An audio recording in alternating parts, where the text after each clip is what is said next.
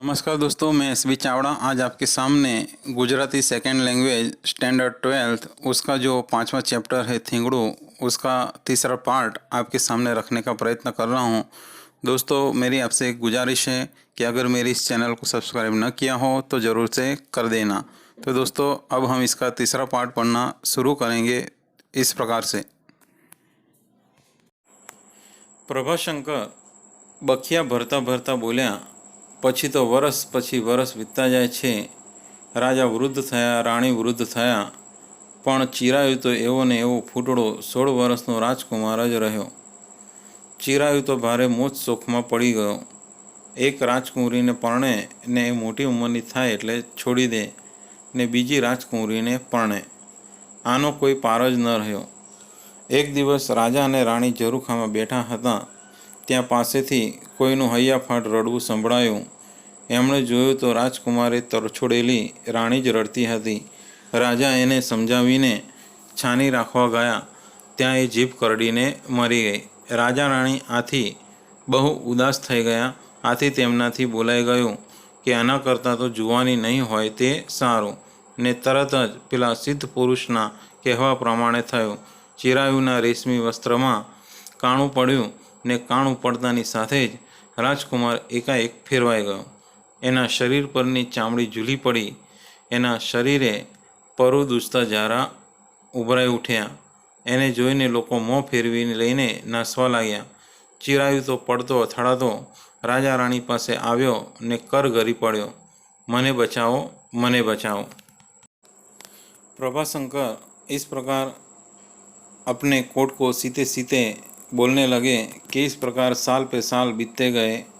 राजा बूढ़े हो गए, रानी बूढ़ी हुई, लेकिन चिरायु तो वैसा का वैसा सुंदर 16 साल का राजकुमार ही रहा।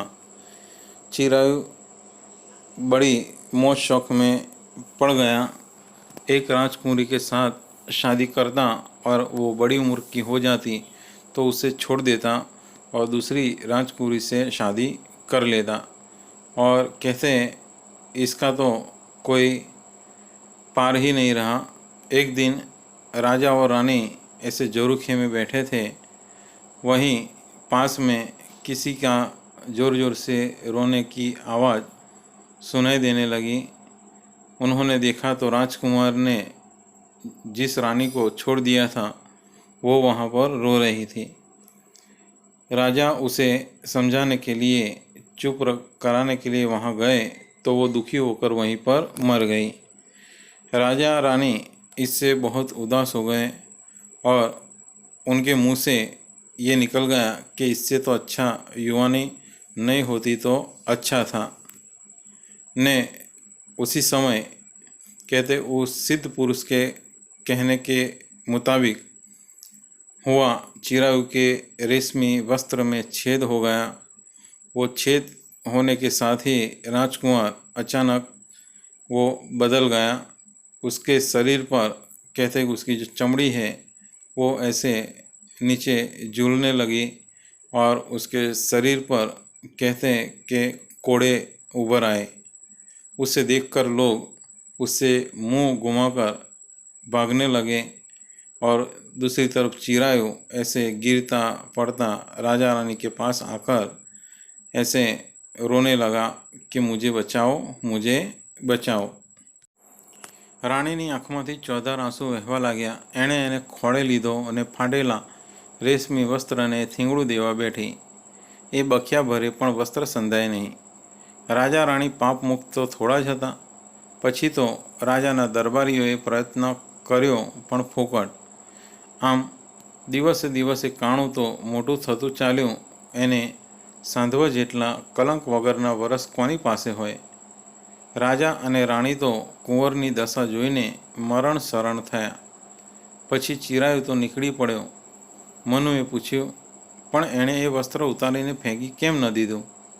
પ્રભાશંકર બોલ્યા કે એને મનમાં એવો લોભ ખરો ને કે કદાચ કોઈ સાંધનાર મળી જાય તો જુવાની પાછી મળી જાય। લોકો કહે છે કે કોઈ વાર રાતના અંધારામાં લથડતે પગલે કોઈ સાવ ખખડી ગયેલો ડોસો ચીંથરે હાલ દશામાં આવીને આંગણે ઊભો રહે છે ને બોલે છે કે થીંગડું મારી આપશો? પછી સહેજ રાહ જોઈને ઊભો રહે છે ને જવાબ ન મળતા આખરે ચાલ્યો જાય છે. મનુ વિચારમાં પડી ગયો.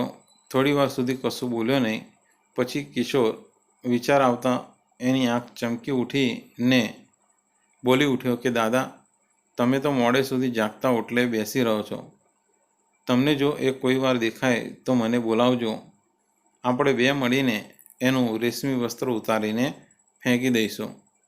પછી એને રખડવાનું તો મટશે ખરું ને? प्रभाशंकरे कहूँ हाँ. यानी यहाँ पर कहते हैं कि राजकुमार जो है उसकी दशा देखकर रानी की आंखों में से चौधार आंसू बहने लगे. उसने राजकुमार को अपनी गोद में लिया और उसके फटे रेशमी वस्त्र को सीने की कोशिश की, लेकिन वो जैसे ही सुई और धागे से उसे सीने जाती वो वस्त्र सिया नहीं जाता था. राजा रानी पाप मुक्त तो थे नहीं, इसीलिए कहते हैं कि उन्होंने जितने प्रयत्न किए सब व्यर्थ हुए. बाद में दरबार में सभी लोगों ने प्रयत्न किया लेकिन वो भी व्यर्थ हुए. और इस प्रकार दिनों दिन वो जो छेद है वो बड़ा होता चला गया. उसको सीने के लिए जितने कलंक बगैर के जो साल थे वो किसी के पास नहीं थे. राजा रानी अपने बेटे की ये दशा देखकर मृत्यु उनकी हो गई. बाद में चिरायु निकल पड़ा. मनु ने पूछा कि उसने उस वस्त्र को उतार कर फेंक क्यों नहीं दिया? तो प्रभाशंकर ने कहा कि उसके मन में ये लालच था कि कहीं कोई उसको सीने वाला मिल जाए तो इसकी युवानी वापस आ जाए. लोग कहते हैं कि कई बार वो रात के अंधेरे में इधर उधर गिरता पड़ता. कहता है कि ऐसे बूढ़ा कोई ऐसा चिथरे हाल दशा में यहाँ आंगन में आकर खड़ा रहता है और कहता है कि थिंगड़ू मारी आपसो, यानी कि मेरे वस्त्र को सी दोगे. फिर बाद में अगर कोई जवाब नहीं मिलता तो वहाँ खड़ा रहकर थोड़ी देर में वहाँ से चला जाता है. मनु को विचार आया. थोड़ी देर के लिए वो कुछ बोला नहीं. फिर बाद में सोचकर उसकी आँख चमक उठी और वो बोला कि दादा, आप तो बड़ी देर तक जागकर इस ओटली पर बैठे रहते हो. अगर आपको कभी वो दिख जाए तो मुझे बुलाना. हम दोनों मिलकर उसका जो वस्त्र है वो उतार कर फेंक देंगे, क्योंकि बाद में उसको ऐसे घूमना, इधर उधर व्यर्थ का घूमना बंद हो जाएगा. प्रभाशंकर ने कहा कि हाँ. मनु संतोष पामीने ઊભો થઈ ચાલ્યો ગયો. એના તરફ જોઈ રહેલા પ્રભાશંકર ઘડીભર સ્થિર થઈ બેસી જ રહ્યા. પછી બખિયા ભરતા સોય આંગળીના ટેરવામાં ખૂંપી ગઈ એટલે સોય દોરો કાઢી લઈને ઊભા થયા અને ઘરની અંદરના અંધકારમાં અલોપ થઈ ગયા. यानी कि जो मनु जो था उसको संतोष मिला, यानी वो खुश हो गया और उसको कहानी सुनने में बहुत आनंद आया और फिर वो अपने घर के अंदर चला गया. बाद में कहते हैं कि प्रभाशंकर कई समय यानी देर तक वहाँ पर बैठे रहे. बाद में जैसे ही सुई से वो सीने के लिए जाते हैं, सुई उनकी उंगली में घुस जाती है तो वो सुई और धागा लेकर खड़े हो जाते हैं और अपने घर के अंदर अंधेरे में गायब हो जाते हैं. तो इस प्रकार से लेखक जो है उन्होंने इस कहानी के अंदर, यानी कि सुरेश जोशी ने इस कहानी में एक ऐसे व्यक्ति की जो कहानी है, जो कहानी के अंदर कहानी बताकर दोनों को एक दूसरे के साथ जोड़ दिया है. कहते हैं कि जिस प्रकार प्रभाशंकर जो है वो अकेलापन, यानी कि अकेलापन वाला जो जीवन है वो जीने की कोशिश करते हैं, उसे जैसे तैसे आगे बढ़ाने की कोशिश करते हैं, वैसे ही इधर दूसरी तरफ चिरायु भी जो है वो कहता है कि जीने की आशा में इधर उधर भटक रहा है कि कहीं कोई मिल जाए और उसके वस्त्र को सी दे और कहता है कि उसकी युवानी फिर से वापस मिल जाए, लेकिन उसका वस्त्र सीने वाला कोई मिलता नहीं। जैसे कि इधर प्रभाशंकर को भी उसका जो कोट है, फटा कोट सीने वाला कोई मिलता नहीं है। तो इस प्रकार से दोनों की जो कहानी है वो एक दूसरे से जुड़ी हुई है। यानी इसके द्वारा लेखक ये कहते हैं कि हम अपने जीवन को कैसे भी करके हम जीने की कोशिश करें, लेकिन ज़िंदगी में जो घटना जुड़ी है, जो होने वाला है, वो होकर ही रहता है। उसमें हमारे जो प्रयत्न है वो कभी सार्थक होते नहीं हैं।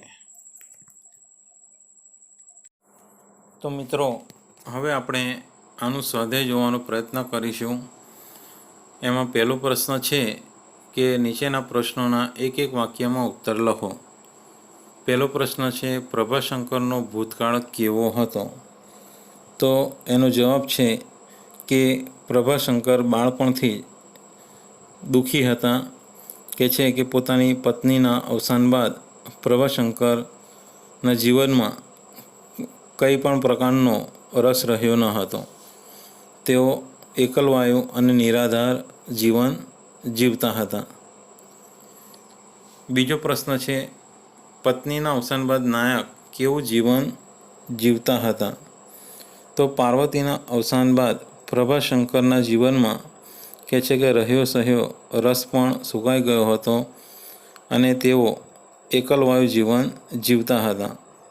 કે છે કે તેમનો જે પુત્ર છે હસમુખ અને તેની પત્ની તેઓની કાળજી બિલકુલ રાખતા ન હતા। તેમને કે છે કે દરેક કામ પોતે જ કરવું પડતું હતું અને આ રીતના કે છે કે જીવનભર તેમને દુઃખ ભોગવવાનો સમય આવ્યો હતો। બીજો પ્રશ્ન છે, નીચેના પ્રશ્નોના 3-4 વાક્યમાં ઉત્તર લખો। કોટને ઠીંગણું દેતા પ્રભાશંકરને શી મુશ્કેલીઓ પડી?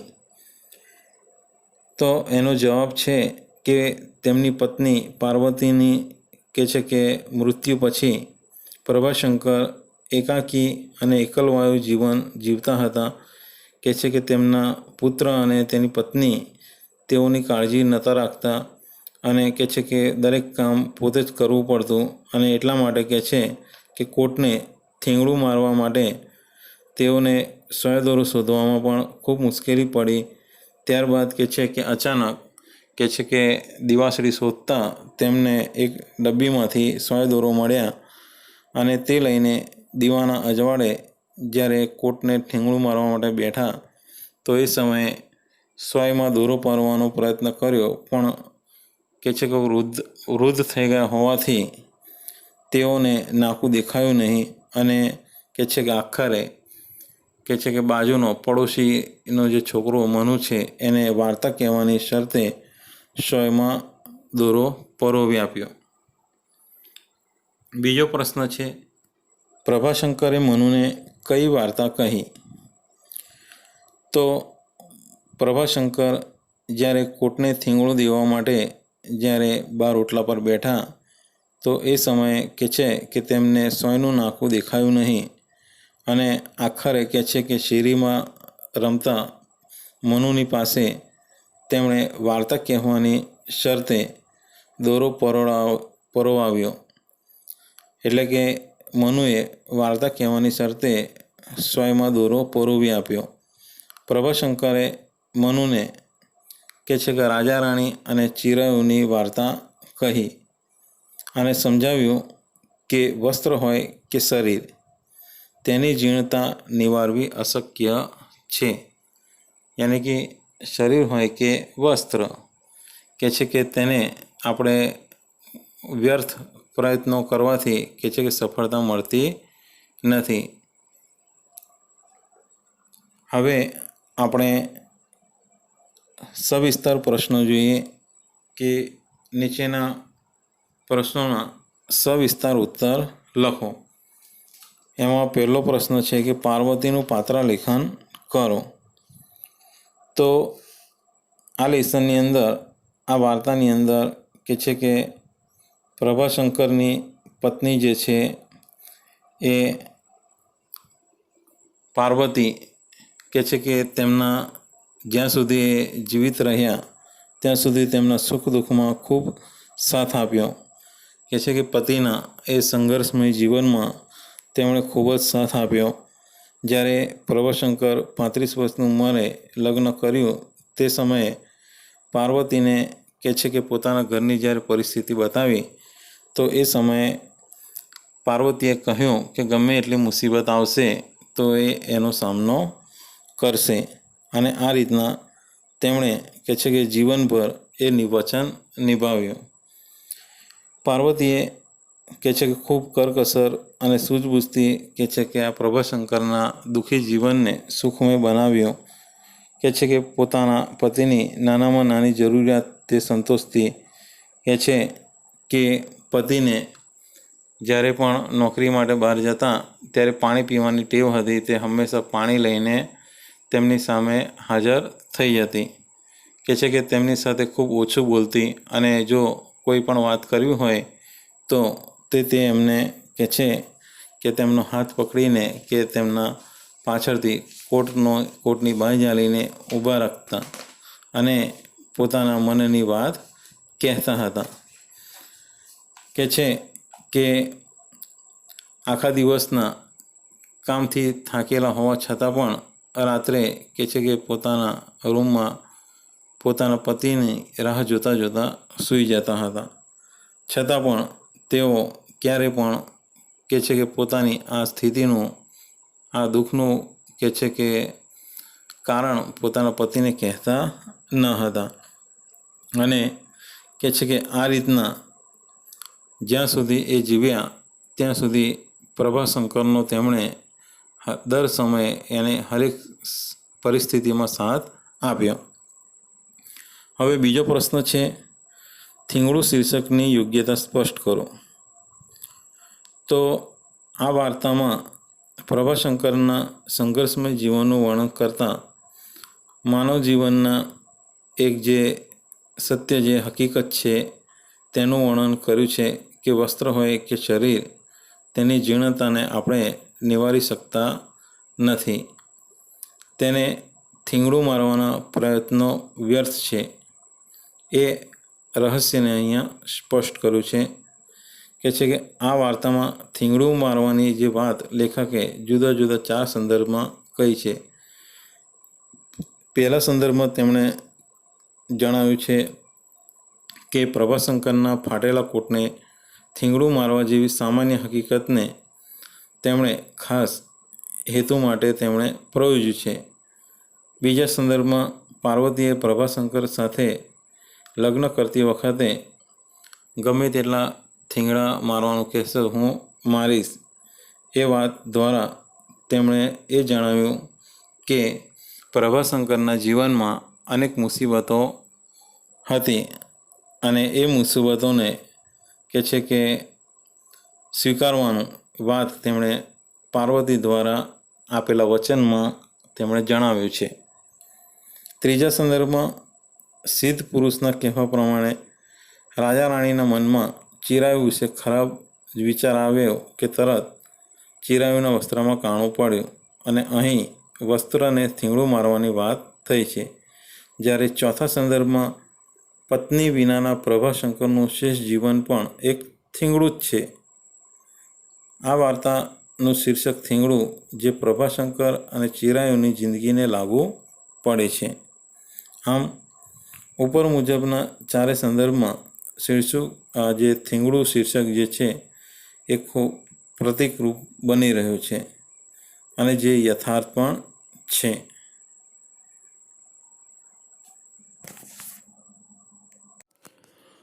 तो दोस्तों, आपको मेरा ये वीडियो ज़रूर पसंद आया होगा। दोस्तों, मेरी आपसे गुजारिश है कि आपके और भी दोस्तों में इस वीडियो को शेयर करने का प्रयत्न करें और उनसे भी इस वीडियो को सब्सक्राइब करने के लिए कहें। दोस्तों, मुझे आशा है कि आपको मेरा ये वीडियो ज़रूर पसंद आया होगा। मैं जल्द ही आपके सामने अगला जो वीडियो है वो लेकर आपके सामने उपस्थित होऊंगा। तब तक के लिए धन्यवाद, थैंक्स, आभार।